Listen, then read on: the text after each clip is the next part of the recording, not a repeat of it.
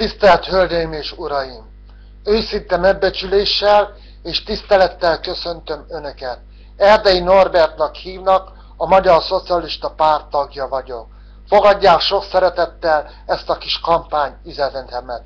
A mai megosztott, megfélemlített és meglopott országgal szemben egy szabad és igazságos Magyarországot akarunk. Olyat, amelyben mindenki nagyobb biztonságban és napról napra nagyobb jól létben élhet. Ezért az MSZP igazságot szolgáltat és esélyt ad minden embernek. Azoknak, akik nap mint nap a hátukon viszik ezt az országot, de akitől a mai hatalom elveszi a normális élet lehetőségét. Ők mind a Fidesz kárvallottjai.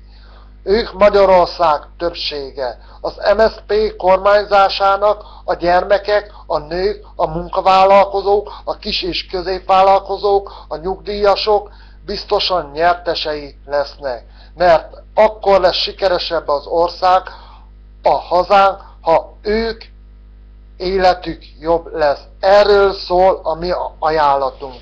A változás elkezdődött. Vigyük végig, add tovább. Tisztelt honfitársaim! Magyarország ma olyan ország, ahol a polgárok 80%-a elégedetlen a saját kormányával. Az emberek 4/5 szenved a rossz kormánzás miatt.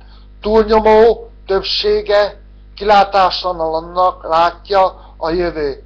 Ez száműzött külföldre 500 000 ember. De mi azt mondjuk, nem az ország polgárainak, hanem a kormánynak kell menni. Magyarország változást akar.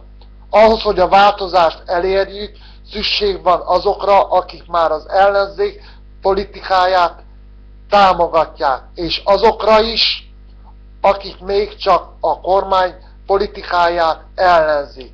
Szükség van önökre is. Tehát kérem önöket, titteket, benneteket, hogy menjetek el április 6-án, és szavazzatok a demokratikus miniszterelnök jelöltjére, Mesterházy Attilára, és szavazzatok a demokratikus képviselőjelöltjeinkre.